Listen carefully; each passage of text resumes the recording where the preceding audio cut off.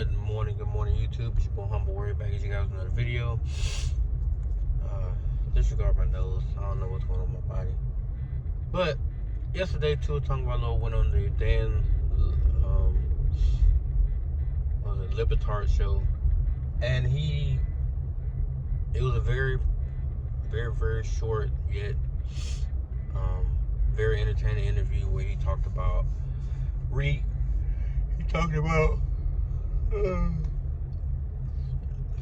different aspects of his life, from his money to how he handled the pressures of the league for his rookie year moving forward. How people basically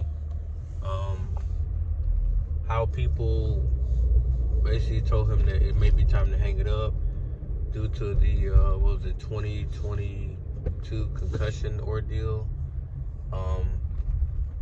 He also talked about Brian Flores, which is what this video is about.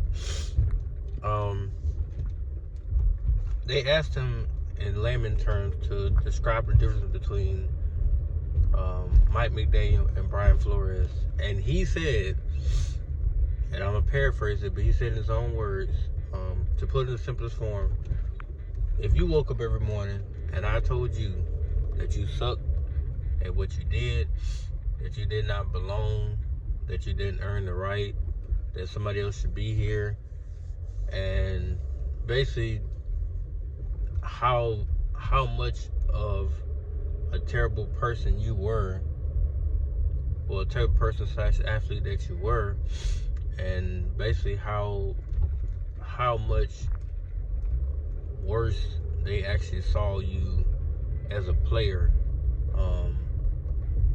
He asked, like, how would you feel? Then he flipped it and, mentioned that, the other guy would say, oh, dude, you're the best fit for this. You're very accurate. You're very, you have elite anticipatory skills. Just giving you the complete opposite spectrum of what you can do on a football field. And people saw that clip and they immediately began to attack him over what he experienced under Brian Flores' reign as the head coach of the Miami Dolphins. For those who did watch Dolphins football back in that time, which would be 2020 and 2021, you will see that during that time the offense was trash. We're not gonna sit here and pretend like they had the best of the best all around him, and he was just, he had took his game to a new level from his rookie to a sophomore campaign. For me, what I hate the most is the lack of real acknowledgement when we talk about to his rookie year, his sophomore campaign. He didn't have anything. The only player that you guys can say that he had was Devontae Parker and Mike Gronkowski. And even then, Devontae Parker was an injury-prone receiver, and Mike Gronkowski was a tight end that was a receiver that was forced to play tight end that can't block. He can barely run routes, and he was only good for going over the middle. That was it. That's what he was good for. His sophomore campaign, they gave him Jalen Waddle. Jalen Waddle had over 100 catches and over 1,000 yards in his first year, because Tua heavily leaned on Jalen to get the offense flowing. And even then, they still were dead last in production. He didn't have a running back. Let's not even talk about that. Ahmed, what's old boy's name? And it's on the tip of my damn tongue. What is his name? I just said Ahmed, but Myles Gaskin. Like, the boy had no rep weapons. And then his third year, he gets Mike McDaniel. They trade for Tyreek Hill. They get Raheem Mostert. They get Teron Armstead. They get a slew of players to assist his offense and go in the right direction, and he gets bludgeoned for that. Like, I don't get it. So, what was the real point in them, quote unquote, building a team if Tua's gonna take the blunt of the beating from the media and from the fan base alike? What was the point of it? Because I've read with my own two eyes idiots talking about, oh, Flores tried to bring the dog out of him, and, you know, it was all for basically saying that Flores is trying to bring it out of him so that he can win games.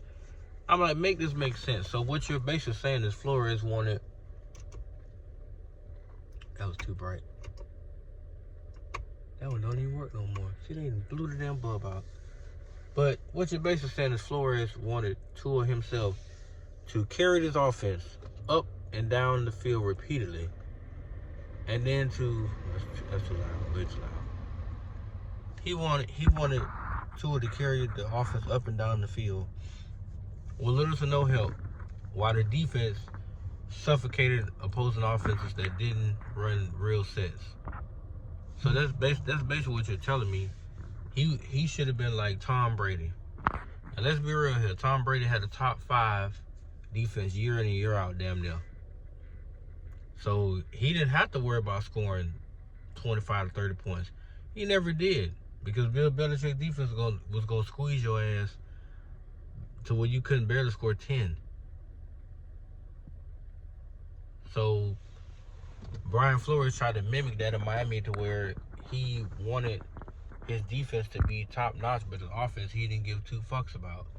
That's why you went and got Chan Gailey. That's why you went and got a dual offensive coordinating system that confused the hell out of Tua. I'll be confused too if I got 2 different sets of voices in my ear. Like, what do you want me to do with that? And then people had the nerve to say, oh, well, you know, he was soft. He just couldn't handle it. Handle what?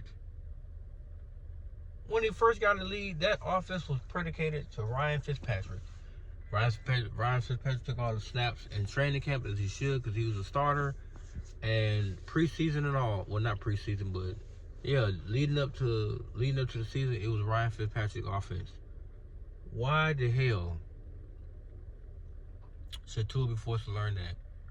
Joe Burrow, Justin Herbert, Jalen Hurts all had their offenses that they came from college with implemented into the NFL to automatically breed success for them. Right? If you want to be technical, go look at damn Cincinnati's playbook. Go look at damn the Chargers playbook. Go look at the Eagles playbook. They sprinkled in players from college to help these guys transition very well, which is why Joe Burrow took off at such a fast start, which is why Justin Herbert won Rookie of the Year, which is why Jalen Hurts. Well, Jalen Hurts really he didn't start for real to the last 4 games of the season, so I can't really mention him.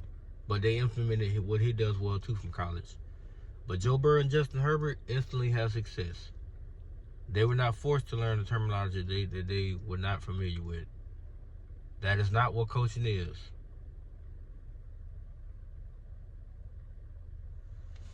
And don't try to pull this race car with Brian Flores, because the man was literally a tyrant on the sideline who never cared if his offense scored more than 10 points, because his defense was out there. Like I said, it was drying people up. However, the zero blitz, if you can hold up for maybe 2.5 seconds, you'll beat the zero blitz every time. I watched Mahomes beat it. That was Tua's rookie year, right? Mahomes came down to Miami, and he beat the zero blitz. Wow, crazy, huh? Yep, he did. But this interview, Tua came out and he spoke the truth about what he felt.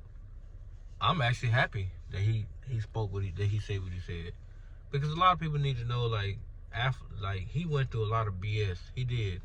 His first 2 years didn't make no sense. Granted, yes, he was, already given a title or whatever. You know, that's why they said tank for Tua.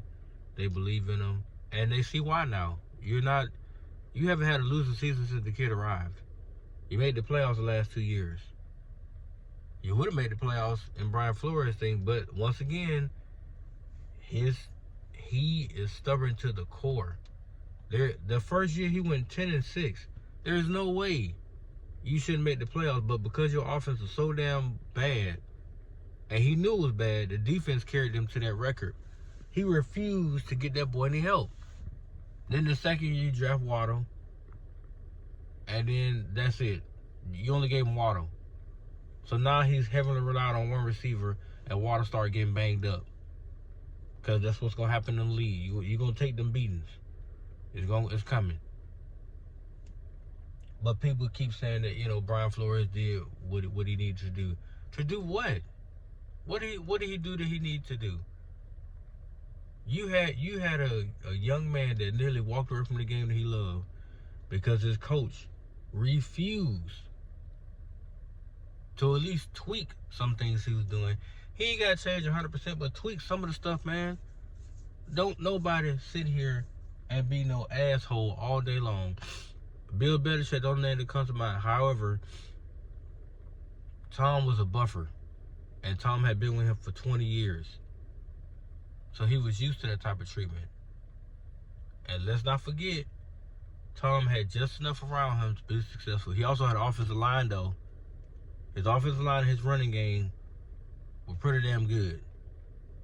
He had cast-off receivers that he turned them into Hall of Famers. But he had an offensive line with tremendous tight end play and a rushing attack. And his defense was subpar. Or superb, sorry.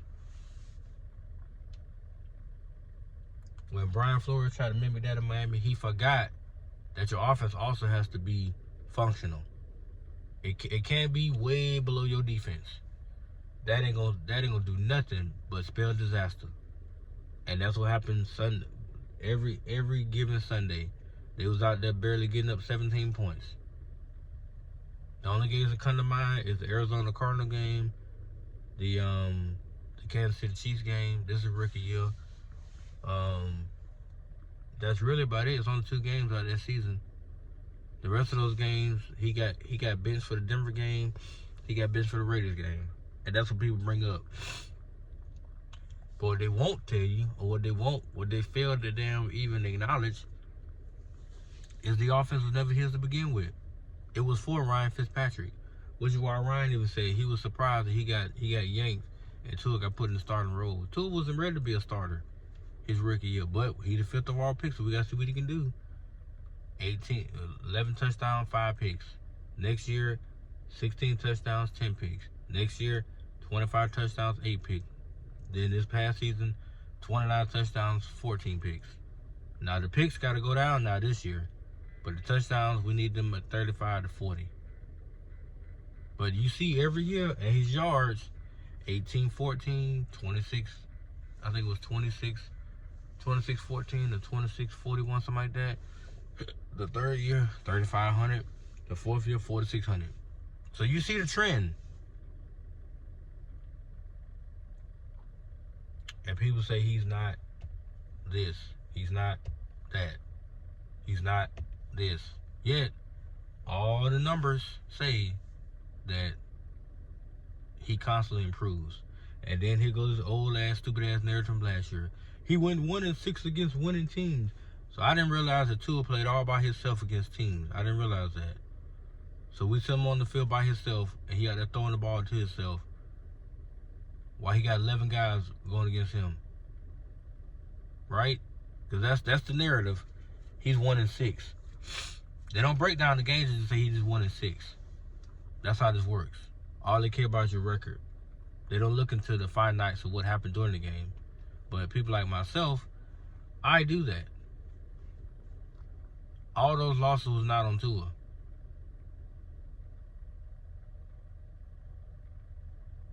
The only loss you can solidifyly plan on him is the Bills game. Yes, he played like shit the Bills game. But the rest of those games, no, you cannot. especially that Philly game, when they didn't get a single damn flag called against Philly, that was a bunch of BS. Then the Kansas City game, there's no way Tyreek actually fumbled that ball, but they said he did, which blows my mind. But let me not get off into that. Like I said, guys, I enjoyed the interview, and I think that Tua was right in what he said. Let me know what you guys think, though. How did you, if you did watch the interview, how do you feel about what was said? And be genuine. Don't get over here talking no dumb shit. If you do, I mean, we'll just have a nice, quiet debate, and I'm gonna send you off peacefully. But genuinely speaking, like, what did you guys think of the video? Have a good morning, guys. Peace.